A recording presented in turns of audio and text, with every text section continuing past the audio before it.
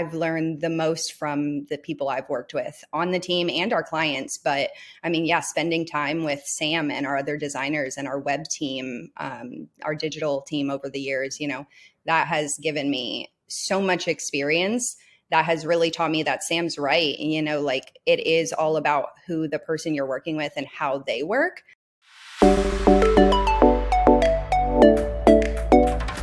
Welcome to Agents of Change, a podcast about the future of B2B marketing, featuring insights from executives at top agencies. I'm Danielle O'Neill with Leadtail. Let's hop on in. Hi, welcome to Agents of Change. I'm so excited to be joined today by Amanda Myers and Sam White of Asen Marketing. We are going to talk all things content. We're going to talk all things creative and also just get into a little bit more about how the different departments can work together. So first, Amanda, Sam, welcome to Agents of Change. Thanks for joining me. Hey, thanks for having us. Thanks for having us. Absolutely. So Amanda, first, can you tell me a little bit about what you do at Asen? Yeah. I think you're going to probably hear that we all kind of wear multiple hats, but right now my main focus is all things content, like you were saying, and that includes primarily social media and copy. So I love to write. I've always loved to write personally. So I started at Asen under the account management role, and they realized I love to write. I realized I love to write and that it could be done professionally as well as personally. And it just kind of, the rest is history. That's awesome. Yeah. And how about you, Sam? So I have been at Asen for about a year, and I'm a junior graphic designer, but I also help out on some social media platforms as well.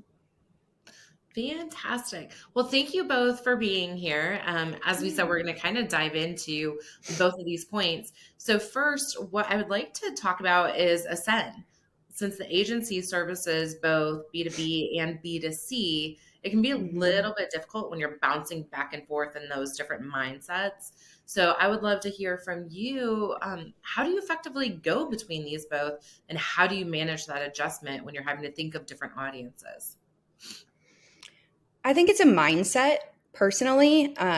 And that is for each account, you kind of have to get in the mindset for that account, whether it's B2B or B2C. We do work on quite a mix of both. We kind of have like our three main specialties at Asen, and that's going to be B2B, food care or food service, and healthcare. And so those are kind of like our top three where we have the most experience, but we'll work in any industry.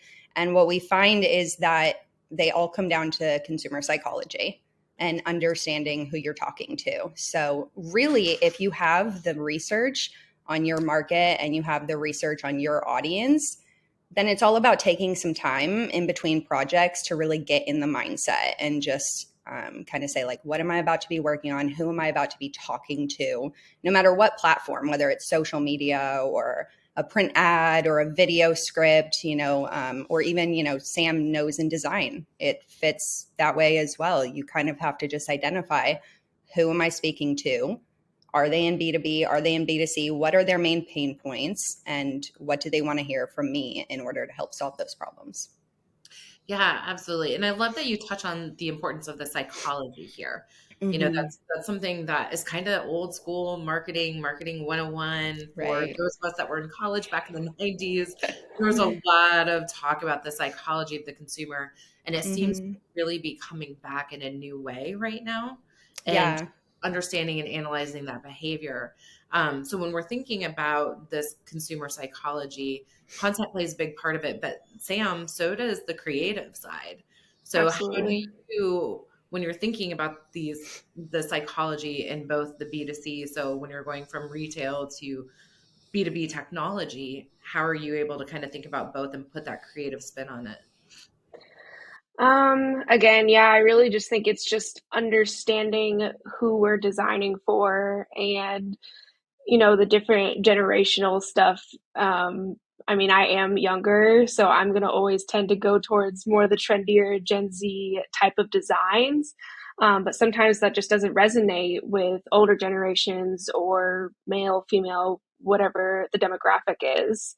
So it's just super important. I'm always doing a ton of research before I'm jumping into a project and just making sure I fully understand who I'm designing for, what we're selling, and all that good stuff. Mm-hmm. Yeah. That's perfect. I love that. And just thinking about that.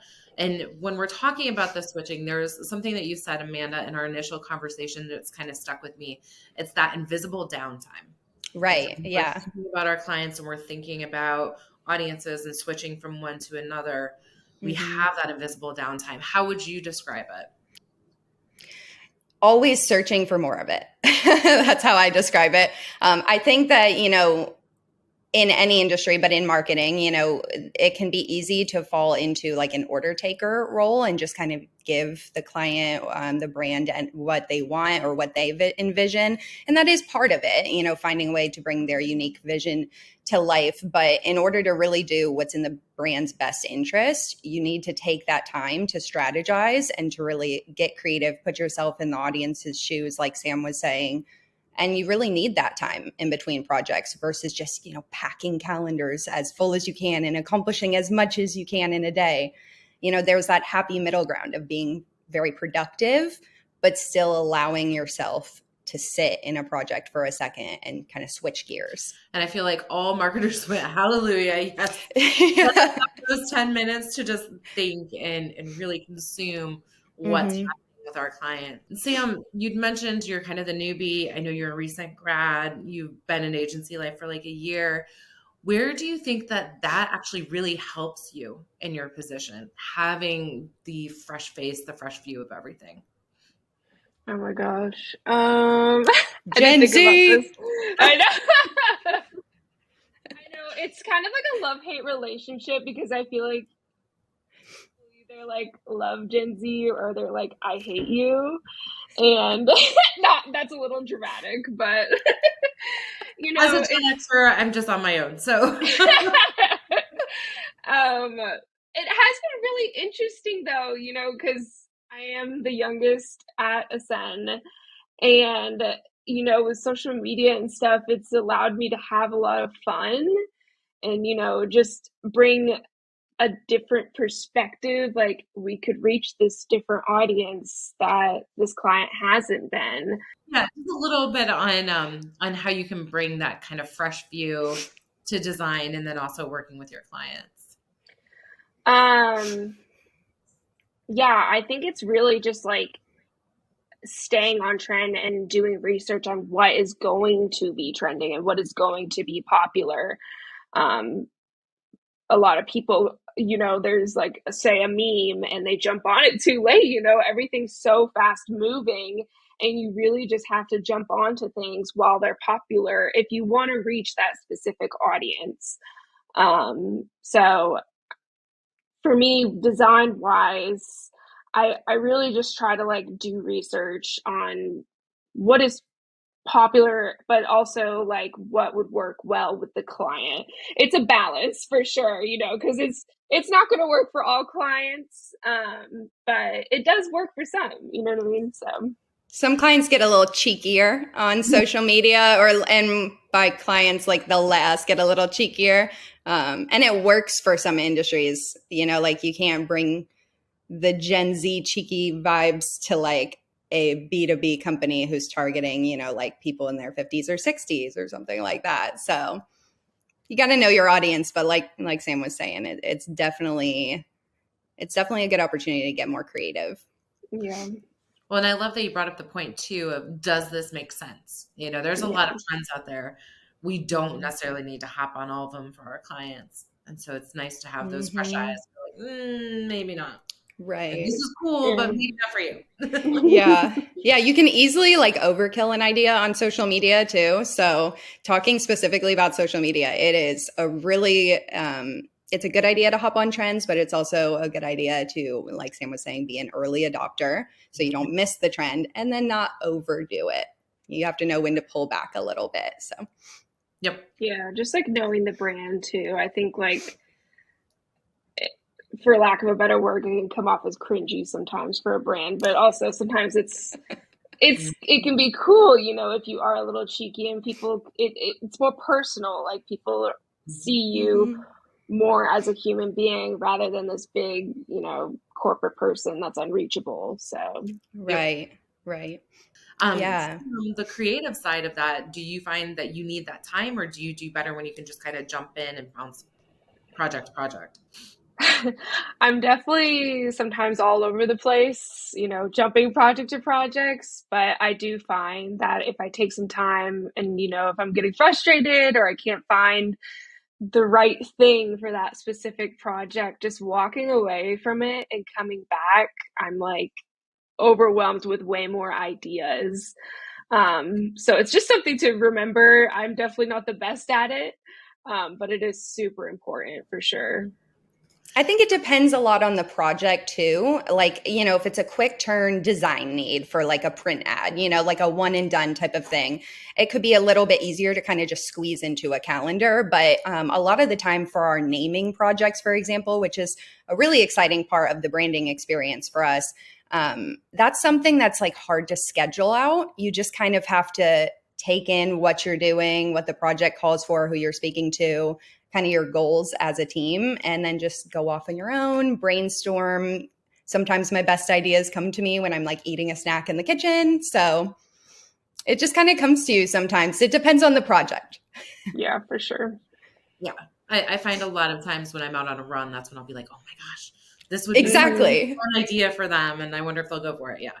Yeah. Fun fact, I text myself everything. Like I have like a notes with my own phone number and I just text ideas when I'm like out and about. I'm like, oh, don't forget that. So pro tip. Yeah. I'm constantly talking to my watch and telling her like, oh, have this to notes app. And Right. then try to get something in while I'm thinking of it real quick. I love it. Thank God for technology sometimes. Yeah. Sometimes. Yeah. Exactly. Every once in a while, it helps us with that. Right. Well, since we have these two marketing minds here and we're focusing on the content side and the creative side, let's talk about how we can bring both into the process. And really, how does that work cohesively? And when it makes sense to have both like on the same meeting versus when it makes sense to just keep them separate. How do you kind of balance that within Asen? That's a good question. I feel like for us, we are just extremely collaborative. And I feel like that is kind of a buzzword. It's said a lot is that the teams are collaborative these days. But we really mean it. We involve each other in every project. So big or small, there's always multiple eyes on things. And I think that kind of helps us balance because we have, the more creative side and the more technical analytical sides always kind of coming together and trying to understand what we're doing, who we're doing it for, and just serving as like an extra set of ears and eyes on everything. So I think getting everybody involved has just been the most valuable in my experience. It can be a time related issue, something to be aware of is that in a perfect world, everybody would look at every project, but that's not always built into project time. But just involving different skill sets and people at different levels can go a long way. Yeah, big time.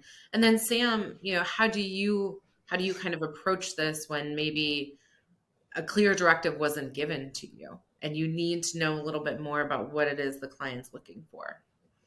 Yeah, I mean, I don't think you can over communicate when it comes to, beginning a project and understanding really what you're doing. Um, but I do find myself, when I do collaborate with Amanda, it's usually when we just need to adapt to whatever it is, like the design, like, okay, this copy is too long, it's not really working. Sometimes I'll even send her the design first and she'll have the copy fit into the design. So I think it's, really just working together and learning more about what the other person is doing as well. I've learned a lot about copy with working with Amanda and learning more about her process. And, I hope same for her with design Vice as versa. well. Yeah, definitely. So, Definitely. I've learned the most I've been at Ascend. I think I'm going on my 6th year, and I've learned the most from the people I've worked with on the team and our clients. But I mean, yeah, spending time with Sam and our other designers and our web team, our digital team over the years, that has given me so much experience that has really taught me that Sam's right. Like it is all about who the person you're working with and how they work. Figuring out your team and each person's work style is just as important as figuring out each client.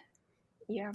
Yeah, definitely. And I know for me, I would love to have like my content, my creative team, everybody on every single one of my client calls. Right. Of course, that's not quite feasible.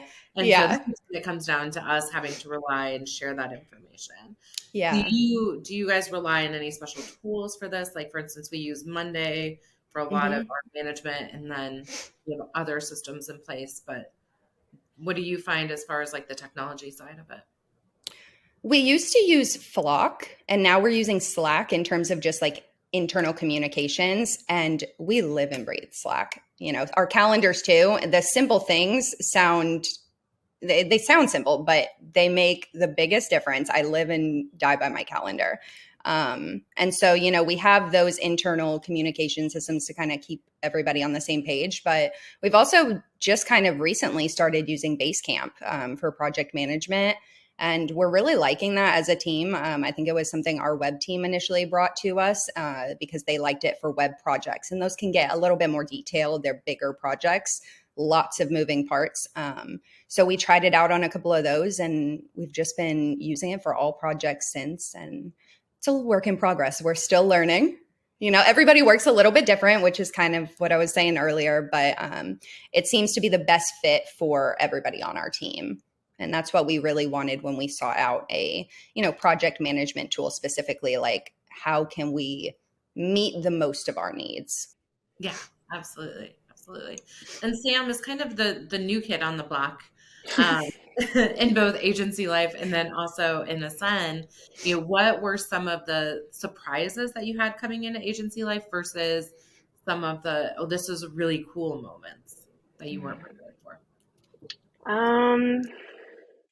Yeah, I guess I just didn't realize like how many clients Ascend actually had. I was like really surprised, and it was really exciting because I get to do something new every day, working with a variety of clients.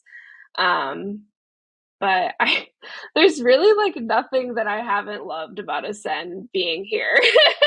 I know it sounds like a little biased and a little crazy, but I genuinely do like love my job, and it's so exciting to be able to work with such great people and to work local. I love Knoxville, and it's great to just learn more about the community and be involved with our local businesses as well.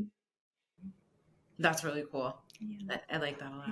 I think that's a good point about, like the difference between a partner, like a marketing partner, and just somebody who's like an order taker who will just, complete the project and never look at it again, is that relationship is so important. And like Sam was saying, she really loves what she does. I feel like it shines through in projects. Like I can tell when it's a design that Sam really enjoyed working on versus something that just has to be done, like more technical, not like a lot of creative time there. I can tell when, even when I write something myself and then read it back, I can tell when my heart was in it. So I'm sure it's like that for every creative, but it goes into us being a partner versus just like a yes man. Yes, absolutely. Absolutely. And that's one of our big takes. And it sounds like Asen as well, is that we never just want to be a vendor with our clients. Right. Yeah. We want to be an extension of their team. Right. Definitely. And that's kind of the main point. That's why you hire an agency. Exactly. Yeah. I think there's just a lot of mix up between marketing and sales. Like, yes, we're very like correlated. We work together very tightly. In a perfect world, your marketing and sales teams are very aligned. Maybe there's some overlap, but in terms of like Asen as an agency, we are not sales people. Part of what we do is to help your sales team if that's what you need. We can help put in place some of those processes, but it is like we step in the door sometimes and they're like, oh, they're here to sell us. So it is kind of a challenge to explain, we really are just here for you. We want the best for you because we just can't be successful if you aren't. So getting that message across without sounding too salesy can be tricky sometimes. Yes. No, totally understand that. Yeah, same with us. If you ask, we don't have a salesperson and we never will. Like I that's love not. that. Mm-hmm. I love that. The days of cold calling, it's just hopefully they're mostly behind us. I guess I could see some niche industries for it, but whew. Not for us either. So that's about that side of it. It's a tough thing to do. You're just casting a huge net out there and hoping to catch something. So Exactly. Well, before I let you guys go today, I would love to hear from either of you. What are you working on that you're really excited about right now? And what are you looking forward to here in the coming months with some of your clients or projects? Me personally, I'm currently working on a couple of video scripts. So working with like our production team on that for the local health department. And I love that kind of work just because it's cause related. We've done a video for them before. And I love anything that has like a good cause attached to it. I'm a bleeding heart as a human. So it just is super fun to be in the creative side of that. I also love the challenge of video fitting like emotion and story and also like factual information into such a short window. But I would say that another really exciting project we're working on a larger scale is for a client in the CPR training industry. And we've kind of been tasked with consolidating 5 different kind of brands into one website and one super brand that still has those sub brands associated with it. But, I'm trying not to give away too many spoilers, but it's really excited. The launch is coming up soon. The website is nearing done and it's beautiful. I am biased, but it's been a really exciting one to work on the client with and with the team. That's awesome. How about you, Sam?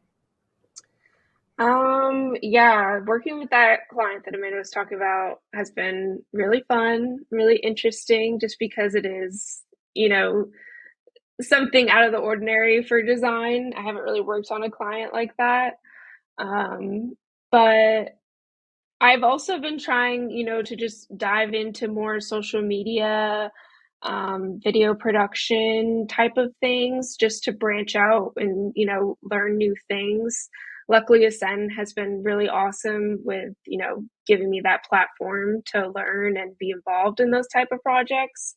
Other than that, design has just been a lot of e-blasts lately, a lot of just the run of the mill like monthly content. But hopefully with this new client, we have some more exciting things coming. You made a great point in that Ascend has like allowed you to try on different skills and roles. And again, I sound biased, but that's one of the things that I feel like has been my favorite part of working with Ascend is because I did start in the account role, kind of transitioned into project management, then went into copy and do social media. So like the benefits of working with a smaller agency, both from an employment and from a client perspective, is kind of like you get to see people evolve and learn and try on all these different hats and skills. And you might be more like siloed and boxed in at a larger company.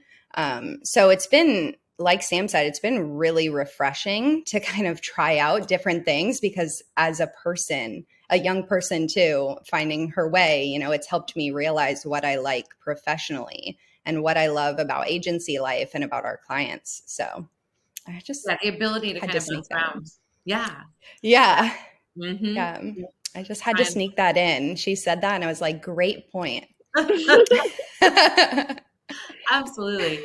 So before we wrap up today, just wanted to see if there's anything else that either of you would like to impart on audiences, any last pieces of advice that you could give to content teams, to newer creatives out there.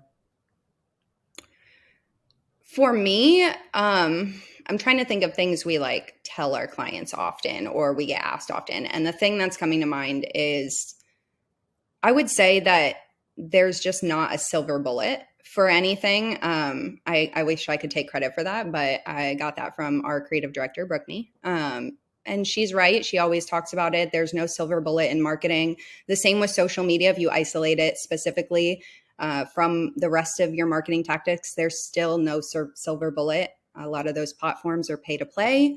And with marketing in general, you want to have a comprehensive campaign that runs for quite some time so you can, build data and then analyze it and see what's working and what's not and kind of fine tune from there. So as much as marketers today and even business owners want to just hop on these trends and dive into one thing while it's hot and hope that takes their brand straight to the top, it's kind of a double-edged sword, because that's good in terms of like better to do something than nothing, but having the right expectations around that is important, because marketing really does provide the best return when it's comprehensive and when you have multiple channels that you're reaching your audience on in a very creative way. So there's a ton that goes into it, and that would be my way of wrapping up my advice.